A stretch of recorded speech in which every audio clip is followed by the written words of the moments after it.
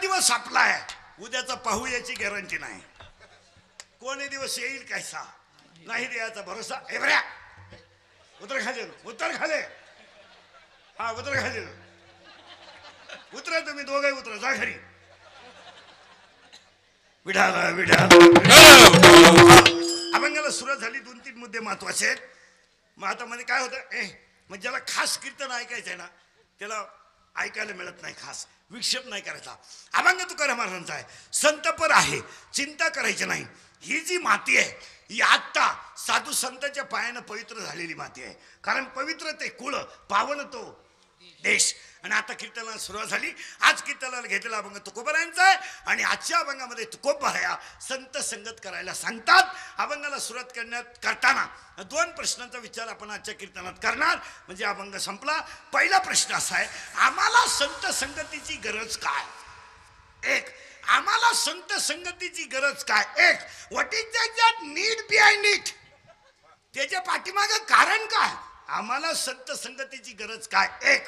आणि दुसरा प्रश्न आहे, तुकाराम महाराजांनी आम्हाला संत संगत का करायला सांगावी? त्यांना दुसरं कोणी दिसलं नाही का? अभंगातले 2च प्रश्न आहेत. तुकाराम महाराजांनी ही गोष्ट आम्हाला का सांगावी? एक. आणि आम्ही ती का करावी?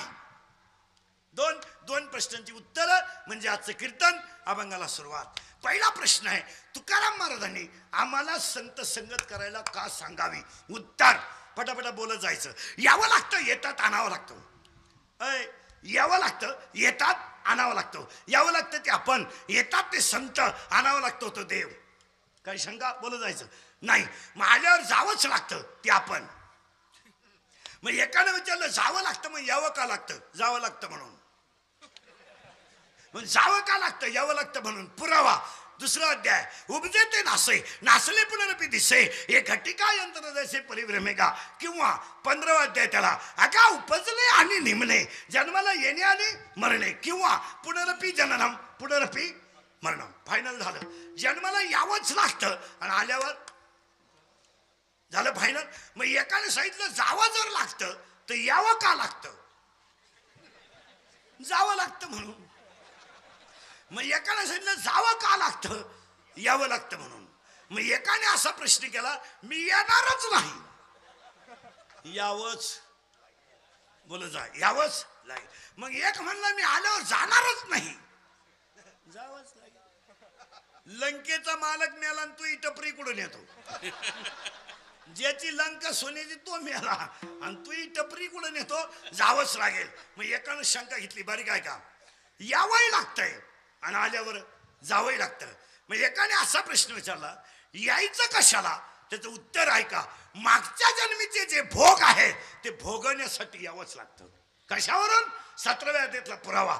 झाड जाणी जे फुले, मानत जाणी जे बोले, आणि भोगे जाणी जे केले कर्म पूर्वजन्मीचे. तुमचं मागचे जे भोग आहेत भोगून संपवण्यासाठी यावंच लागतं. प्रश्न पहिला आहे, यावं लागतं, आल्यावर जावं लागतं. आणि जे भोग आहे ते भोगावेच. करंट लागलं तुम्हाला अभंगाचा, करंट लागला म्हणजे करंट लागला म्हणजे तुम्हालाही सोपं मलाही सोपं, फक्त बोलत जायचं तुम्ही. यावं लागतं, आल्यावर जावं लागतं, भोग भोगावेच लागतात. आता एक फायनल वाक्य बारीक आहे का, तुमच्या प्रारब्धात जी गोष्ट असेल ती प्रत्येक माणसानं प्रामाणिकपणे करणं ही देवाची पूजा आहे. पखवाद्याच्या प्रारब्धात पखवाद आहे, यांच्या प्रारब्धात गाणं आहे, माझ्या प्रारब्धात कीर्तन आहे. कोणी उपकार करीत नाही, हे ज्याचं त्याचं प्रारब्ध आहे. काही माणसं म्हणतात, काही बायका म्हणतात, आमचा पप्याचा बाप लय वेळेत ऑफिसात जातो, पगाराला हात न लावता त्यानं 3रा स्लॅब टाकलाय, तो पैसे आणतो कुठून? हे ज्याचं त्याचं प्रारब्ध आहे. भोगावच, बोलत जा, भोगावाच लागेल आणि भोगलाच पाहिजे. पुरावे 2-4 लिहून घ्या. माता माऊली पाचारिता, शब्द नाही दिला मागोता, बैरा झालो नरदे येता, साधू संतांची निंदा केली, हरिभक्ताची स्तुती नाही केली, त्याने वाच्या पंगू झाली, निंदिले उपांना, त्याने पावलं मुख बंधना, पूर्वजन्मी पाप केले ते बहु विस्तरिले, झाड जाणे जे फुले, मुद्दा संपला. भोगावच लागेल. मग एकाने सांगितलं भोगावच लागेल, चुकणारच नाही. यादी कोणाला चुकलाय? नाही. सख्या बहिणीचं लग्न झालं, भावाने वरत निघली, आकाशवाणी झाली, हिला होणारा मुलगा तुझा दुश्मन असेल. बहिणीला भावाने जेलमध्ये ठेवलं. बहिणीचे दिवस गेले, बहीण भाळंत झाली. जाळंत झालेल्या आईनं स्वतःच्या डोळ्यानं मुलगा पाहिला आणि सख्या भावाच्या हातात दगडावर आपटायला दिला. भावाने बाजूला नाही आपटला, समोर आपटला. एक नाही आपटले, 6 आपटले. 7वा योगमायेनं नेला आणि 8वा कृष्ण जन्माला आला. पुढे जाऊन सांगू महाराज, 8 मुलं ज्या आईला झाली महाराज, त्या आईला आपल्या मुलाला स्तनातलं दूध पाजता नाही आलं, हे तिचं प्रारब्ध आहे. जगाचा बाप जेलमध्ये जन्माला आला आणि दूध प्यायला दुसरीकडे गेला, प्रारब्ध आहे. प्रारब्ध आहे. राम आयुष्यात कधी हसला नाही आणि कृष्ण आयुष्यात कधी रडला नाही. रामाच्या आयुष्यात हसायजोगं झालंच नाही, कायम दुखणं. आणि कृष्ण कधी नंगाट होता, सपाटाच उठवला आल्यावर. पाहून बिऊ नाही, खानदानच हल्ली आखी. तीनदा याला राम राम घालन, त्याला राम राम नाही, सपाटा उठवला. पहिली गिराईक पुतना यादव म्हणून पाहायला ठुले नाही. यादव खानदानच हल्ली आखी. आणि रामाचं पाऊ तर गोत्यात आली गंमत. बापालाही दुखणं, बापालाही दुखणं, पोरालाही दुखणं. बापाच्या आयुष्यात काही तेच होत नव्हता. पोरगा गेला शिकारीला, दुसरंच मिळालं. घेतला शाप, काढला पिंड, घारीनच नेला. हनुमानच जन्माला आला. उलटा कार्यक्रम झाला. इकून तिकून 4 पोरं झाली. 2 गेली मामाच्या घरी, 2 गेली वनवासाला. मी आला दशरथ. राम इकून तिकून वनवासावरून आला, गावातलं म्हातारडं बिघडलं. तो म्हणला गावाला गेलेली बायको घरात घ्यायला मी का राम आहे का, द्या सीता सोडून. रामाच्या पोरांची लोकांनी लावली होती महाराज. ही लोक मिळली नाहीत अजून. ही फक्त आडनाव बदलून जन्माला आली, नाही तर टोळी तीच. टोळीत बदल नाही झाला महाराज, फक्त तांबड्या गायला काळं वासरू झालं बस. वासराच्या रंगात बदल झाला, खाणीत रंग बदल नाही झाला. महाराज मुद्दा नीट आहे का? अरे ज्यांच्या पायानं अहिल्या तरली, ज्यांच्या नजरेनं शबरी तरली आणि ज्यांच्या नावानं दगड तरली, त्या बापावर मुलानं धनुष्य लावलं महाराज. आणि वरून पोरग म्हणताय माझी आई पतिव्रत असताना त्यांना अरण्यात सोडून दिली, त्याचा बदला घ्यायला आलो. सीता पळत आली, म्हणली धनुष्य खाली घेत बाबा प्या, नाही तर झालीच होती. मला गोष्ट नाही सांगायची, मला मुद्दा द्यायला ठेवा. ज्याचं प्रारब्ध असेल तसं त्याला भोगावाच फायनल करून घ्या, भोगावाच. काहींना पैसा मोजता येईन, काहींना पाहिला मिळालं, काही दुसरं तर पाहून मेले. काहींना इस्टेट मोकार पण पोरग नाही, काहींना इतकी पोरं झोपायला लागला, काहींनी इतका प्रयत्न केला नाही झाले. 3 सख्या बहिणी केल्या, 3ही फेल गेले. ज्याचं त्याचा प्रारंभ. काही चालू मेले, काहींना अख्खं गाव कटाळलंय, हायच खाटाव पडे लावला. काहींना इस्टेट नाही पण दान धर्म नाही, नुसते साठून ठेवायचे. कपटावर हात ठेवून मिळाला, डोळे वासून मिळाला, चोर परत गेले. पाया पडून सांगतो, पाया पडून सांगतो, 4 वाक्य नीट आहे का? शरीर शुद्ध होईल स्नानानं, मन शुद्ध होईल नामानं, चित्त शुद्ध होईल ध्यानाने आणि धन शुद्ध होईल दानानं. मग हा फिरता जो सप्ताह आहे ना आपला नारळी, आणि नारळी सप्ताहाचे एवढे लोक अन्नदान करतात ना, दान शुद्धच. काहींना इस्टेट नाही पण दान नाही करायचे, मग देव बदला घेतो. जेव्हा बसला चमक निघली. 2 लाख, 2.5 लाख, मागचं लोक 9 लाख. बसला बोल आणि मरतही नाही, नुसता पडेल खाटा आणि नुसता पाहतो पाहुण्यांक.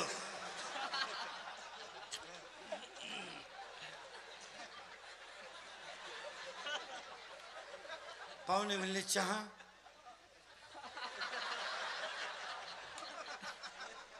दूध, थोडी दारू.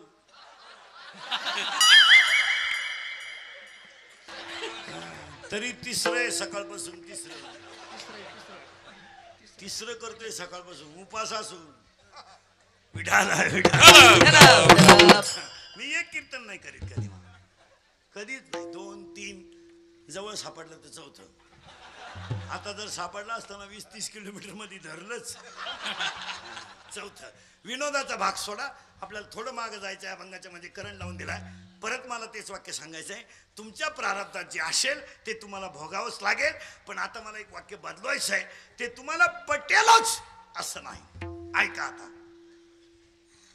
तुमचे प्रारब्ध कधी कुणाचं बदलवता येत नाही.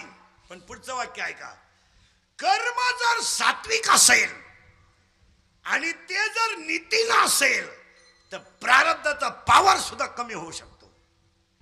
हे वाक्य तुम्हाला पटेलच असं नाही, पण पटवावाच लागेल. सत्य वागा आणि नीती ठेवा. गाया वळणारा पोरगा राजा झाला. ज्याला पोहे बांधायला फडकं नव्हतं त्याला नगरी सोन्याची मिळाली. सगळ्या जगाने त्रास दिला पण ते जगद्गुरु ठरले. सगळ्या जगाला त्रास दिला ते जगद्गुरु नाही, ज्ञानीरांचे राजा ठरले रडले. आणि सगळ्या समाजाने त्रास दिला ते छत्रपती ठरले. तुकोबारायांचा सगळ्यात जास्त छळ लोकांनीच केला पण ते जगद्गुरु ठरले. ज्यांच्या झोळीमध्ये शिव्या पडल्या भाकर नाही पडली ते जगाची आई ठरले. आणि शिवाजी महाराजांना जिवंतपणी सगळ्यात जास्त त्रास कोणी दिला असेल तर आपल्याच मंडळीनं, आणि मेल्यावर सुद्धा आपल्याच मंडळीनं. 3-3 जयंत्या बिचाऱ्याच्या.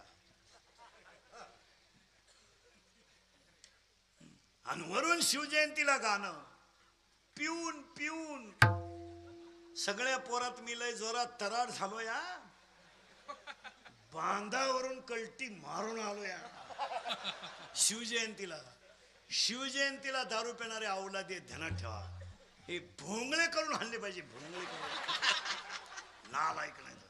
पांडुरंग आपला बाप आहे, रुक्मिणी आपली आई आहे आणि शिवाजी महाराज आपलं दैवत आहे. पण लाजा सोडले आमच्या अवलादीनी राजा. शिवजयंतीला दारू पिणारी भंगार बापाची पैदाशी ध्यानात ठेवा.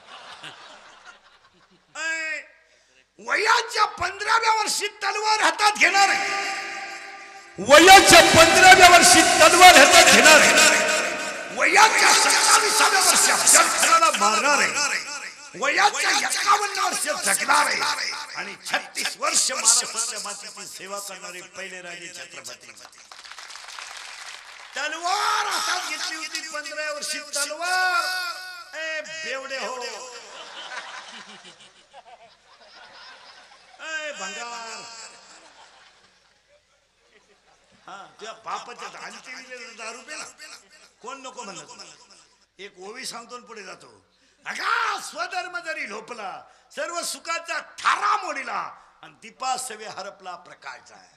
प्रारब्ध आहे, भोगावंच लागेल. मला दुसरं वाक्य सांगायचं आहे, पण प्रारब्धात जर नीती ठेवली तर प्रारब्धाचा पावर सुद्धा कमी होऊ शकतो. दुसरं वाक्य सांगायचंय मला, सत्याला त्रास आहे पण जय निश्चित आहे.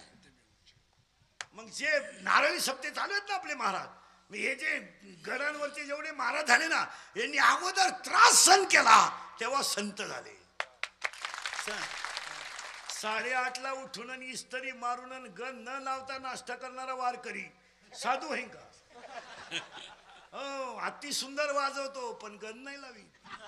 अति सुंदर गातो पण काडीनं गण लावतो. काड्यानं गण लावणारी मंडळी काड्या करायला तरवेज असते. एक वाक्य आहे का, जयाचे आहे का धड नाही. एक वाक्य सांगा वारकऱ्यांना, एक वेळेस तुमच्या आयुष्यात एकच अभंग तुमचा पाठ असला तरी चालेल, पण तुमच्या आचरणाची बैठक दिली होता कामा नाही. तुम्हाला नाही एक अभंग आला तरी चालेल. पहाटी काकड्याला उठतो दुपारी जुगार खेळतो. पहाटी काकड्याला उठतो दुपारी जुगार खेळतो. राणीला गुल्ल्या दाखवतो आणि काकड्यात म्हणतो येई विठाबाई माऊली. अरे नाही तुका म्हणे अंगे व्हावे ते आपण. एक वाक्य सांगू तुम्हाला, जेवढे नारायणगडांच्या अधिकाराखाली जेवढे साधू झाले ना आतापर्यंत गादीवरचे, हे त्रास काढल्याशिवाय संत होत नाही. ध्यानात ठेवा. असा कोणी उठण पाखवा शिकणं, कोणी उठवण पेटी वाजीन बापाला पेंड आहे. कोणी उठ मेले, काही माळकरी झाले नाही, मेले काही मरतील अवलादी 2-4 महिन्यात. बिन माळीची हिंडती अवलाद गावात नालायक. गुंड्या काढून हिंडतो. परत वाक्य नीट आहे का, सत्याला त्रास आहे पण जय निश्चित आहे. मी एक वाक्य सांगू, जर जयच होत असेल तर त्रास काढायला काय हरकत आहे? काय हरकत काय? पक्व शिकल्यावर जर लोक तुमच्या पाया पडतात आणि मागतील तेवढे पैसे देतात, प्रॅक्टिस का करू नये? कीर्तन संपल्यावर जर लोक तुमच्या पाया पडतात आणि पाहिजे तेवढे पैसे देतात, मग कीर्तनकारांना 15 मिनिटं अभ्यास रोज का करू नये? करू का नाही? का करू नये? जर तुमचा फायदाच होत असेल तर कष्ट करायला काय हरकत आहे? व्यायाम केल्यावर जर तू पोलीस होणार आहे तर व्यायाम करायला काय हरकत आहे?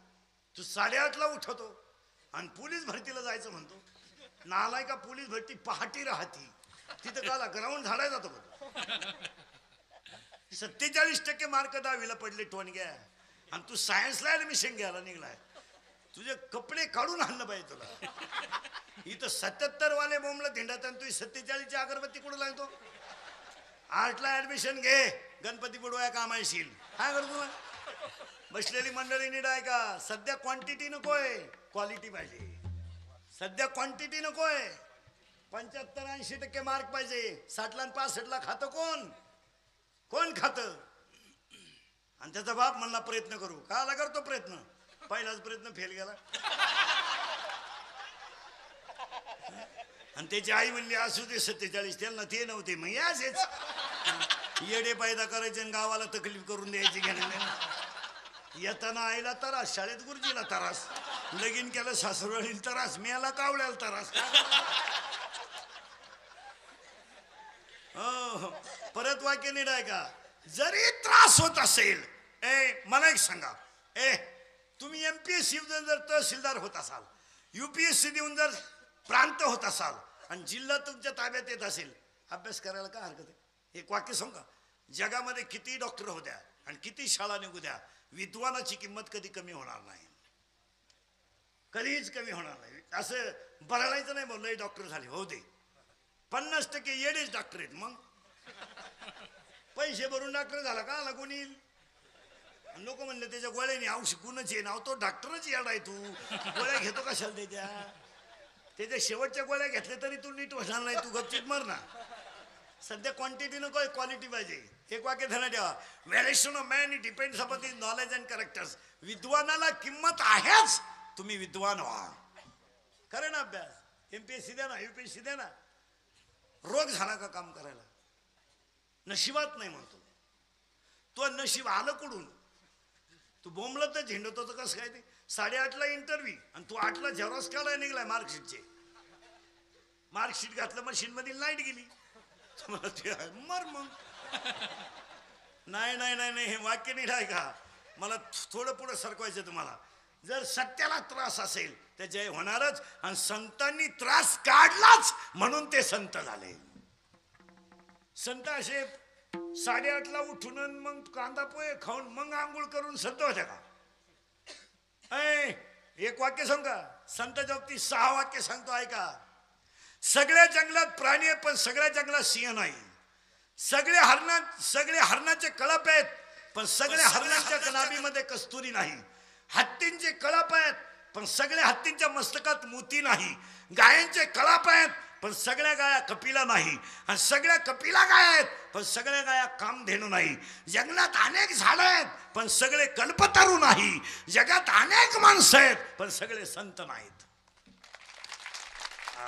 पुन्हा 6 वाक्य ऐका.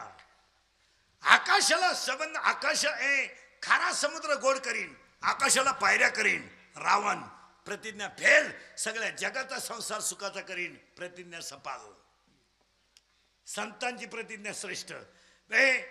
भगीरथानं गंगा आणली आणू द्या, पण त्या गंगेत आंघोळ करायला जायला पैसे लागतात आणि वेळही जातो. आमच्याकडे संतांनी अशी गंगा आणली, 9व्या अध्यायातली ओवी लिहून घ्या, जे ज्ञान गंगा पूर्ण नाहले करा आंघोळ. रावण श्रीमंत होता पण पैशाने होता. चंद्र शीतल आहे पण त्याला डाग आहे.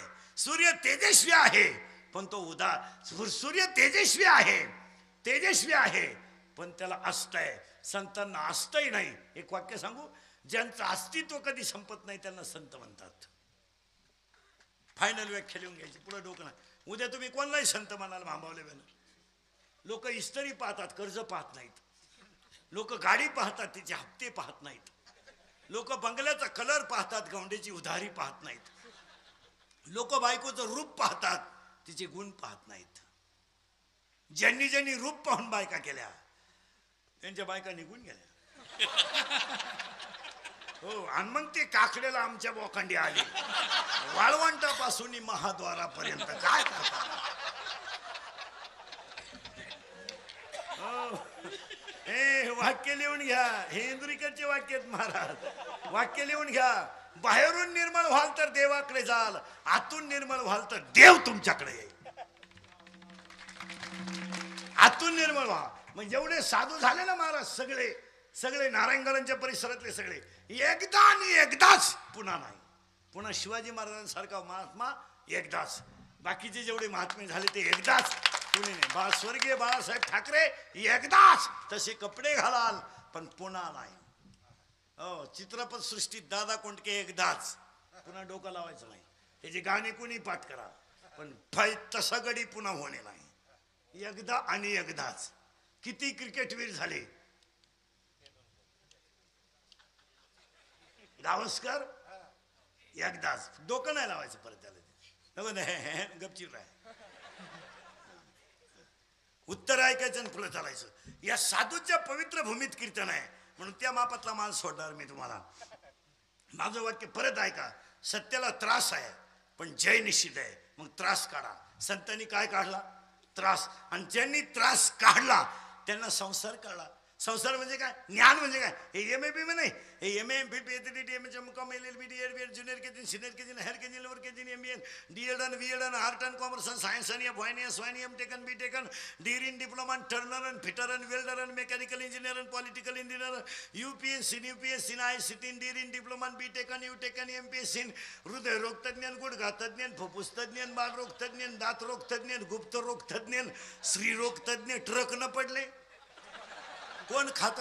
काहींना पाहुणे येईन, काहींना आले ते देईन, काहींना दिली ती राहीन, काहींना राहिली तिला पोर होईन. बायका मिळानं बायका 35-35चे नवर देवेत आपल्याकडे. 35 15च राहिले मारायला. जोडीदारांचे ऑपरेशन झाले. हा गडी तसाच का आज का 42 पोरी पाहिल्या का पोरांना नाही पसंत केला. त्याला माझ्यासारखं भेटला, म्हणला मिळेल ती करून टाक. त्यानं पोरगी पसंत केली पण त्या पोरीच्या आईनं नवर देव पाहिला. ती म्हणली भिकाऱ्याला पोर देईन पण याला द्यायची नाही. का द्यायची नाही? तर हा पाहिला मला पाहायला आलता. यांचं काय घेऊन हे जे एम एन का जे फिमे आले. आणि तुम्हाला कोणी सांगितलं शिकलेल्या माणसाला अक्कल राहते? काही लोक म्हणले तो माणूस सुशिक्षित आहे. कारण म्हणे उभ्याने जेवतो. उभ्याने जेवतो म्हणजे सुशिक्षित नाही, त्याला मळव्यात आग होती म्हणून उभ्याने जेवतो. काही लोक म्हणले तो कुत्र्याबरोबर हिंडतो, त्याला जोडीदार नाही म्हणून हिंडतो. काही लोक म्हणले तो बायको हातात धरून हिंडतो. विश्वास नाही. नको आपलं जनावर जायला म्हणून धरलं बगलात. काय एका वाक्य सांगून पुढे जातो. ज्यांना आईच्या डोळ्यात कधी पाणी होऊ दिलं नाही, बापाची मान कधी खाली होऊ दिली नाही, हिंदू धर्माला कधी कलंक लागू दिला नाही, आणि आपल्या वागण्यानं ज्यानं वारकरी संप्रदायाची किंमत कमी होऊ दिली नाही, तो खरा सुशिक्षित. एम भीमे काय घेऊन बसले? एक वाक्य परत नीट ऐका. जगाच्या पाठीवर माणसं जमवण्याची आणि बदलवण्याची ताकद फक्त वारकरी संप्रदायातल्या कीर्तनात आहे. माणसं जमवायचे आणि बदलायचे. सभेला माणसं जमतात, बदलत नाही. कीर्तनातलं एक वाक्य माणसाचं जीवन बदलू शकतं. कष्ट करा. ज्ञानच कुठे? कुठं ज्ञान आहे? ज्ञान नाही पण ग आहे ना.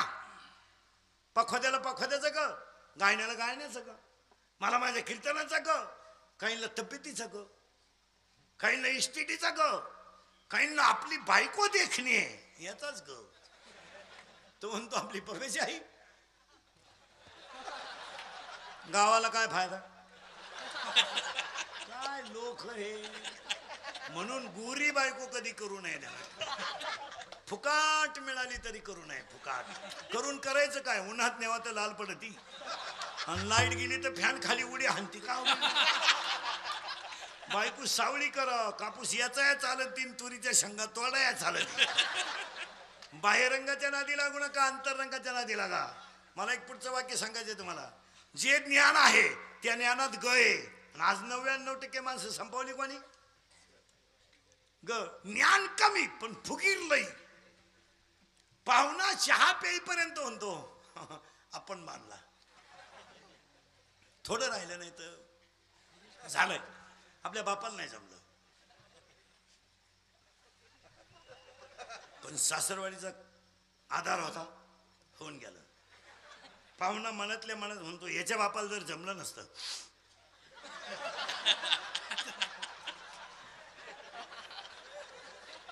हे याला कोण सांगत, कारण त्याला काय नाही, ज्ञान नाही. काय नाही बोल जा, काय नाही, काय नाही. मग आता आपल्याकडे सध्या काय नाही, सध्या काय नाही. बस फिट बसलं कीर्तन. काय नाही, काय नाही, सावधरा, काय नाही, ज्ञानच नाही. मुलीच्या लग्नाला फटाके 40,000चे आणि नवरदेव बायराव. ठॉय ठॉय ठॉय ठॉय ठॉय ठॉय. ते नवरदेव नाचायला लागलं, त्याला वाटलं शांताबाई आली. बाकीचे म्हणले फटाकेत. काय नाही, काय नाही.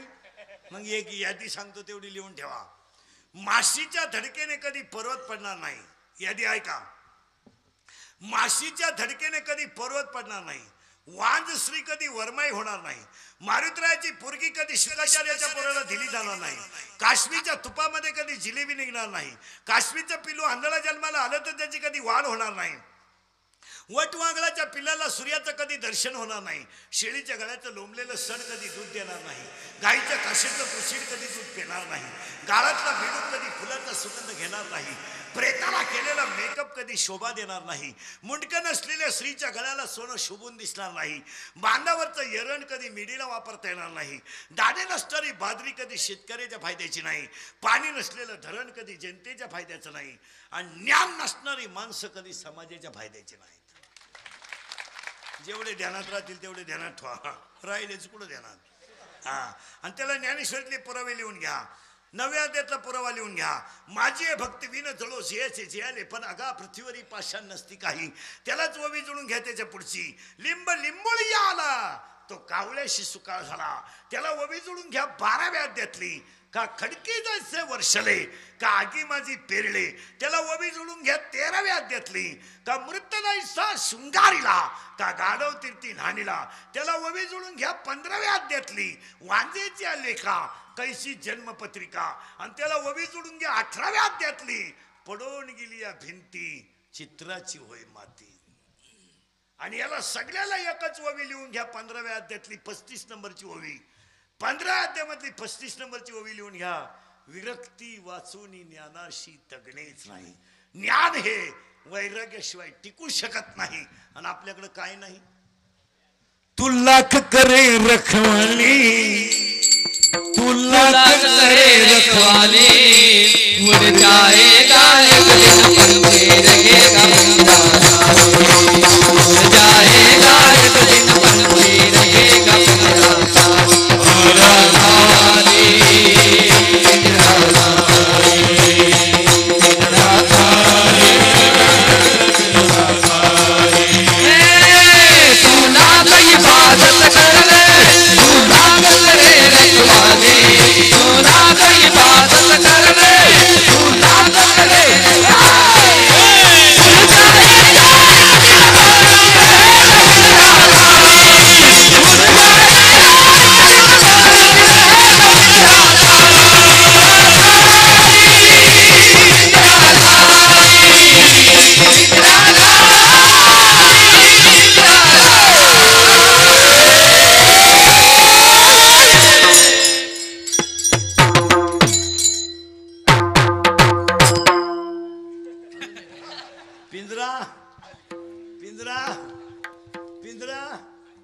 भाड्याच्या घराला कलर देण्यात काय मजा आहे. पडून गेली भिंती. हे घर कसं आहे.